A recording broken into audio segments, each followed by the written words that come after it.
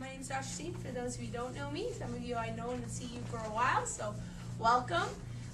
Today we're talking about headaches and migraines, and we're going to talk about nutrition and how you can help it as far as what you can take. We're also going to talk about what you can avoid.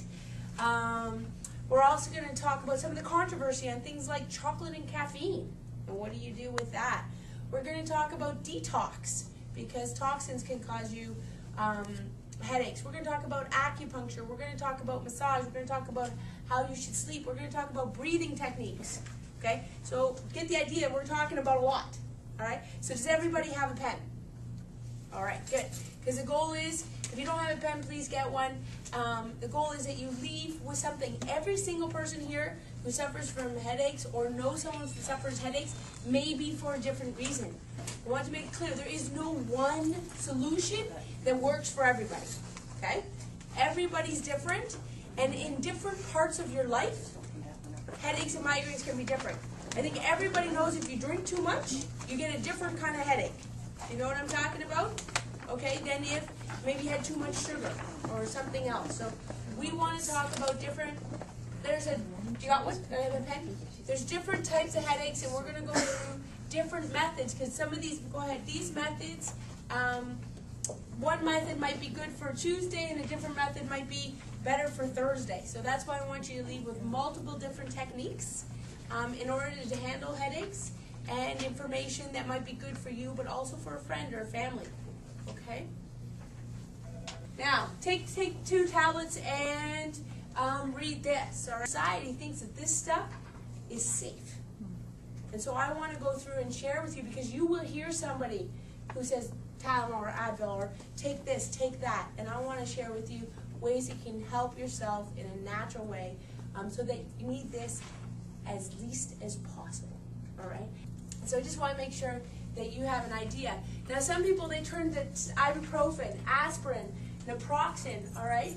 But these are things that can cause nausea, diarrhea, Rye syndrome, all right? Stomach bleeding, huge side effects. Aspirin and ibuprofen, all things that have been promoted to be off the market. If you look at acetaminophen, all right, #1 causes of kidney and liver damage. They cause inflammation all through your stomach, right? So it might get rid of one problem, but causes another problem. And sometimes people look at Tylenol, but that causes kidney failure in 40%. Kidney failure in 40%. Recommended again to be off the market, right? And sometimes people look at aspirin, and yes, it helps prevent heart attacks. It might even prevent pain, but it increases your risk of gastric stroke and gastric damage by 84%. 84%, that's high. Okay, that's the risk that goes associated with that. Does it make sense to learn something natural? Right? Try something natural first. When you see some of the research, and this is not chiropractic research, this is JAMA, Journal of American Medical Association. You can look this up on the internet yourself. This is medical research saying don't take this, but you're still be told to take it. You still see on TV, this is what you should do, right?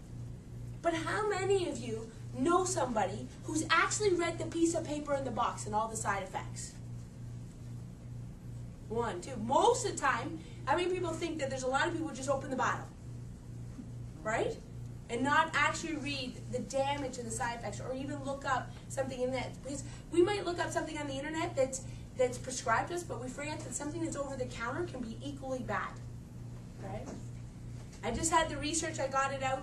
I have it in the drawer here. I've been showing to people from the FDA.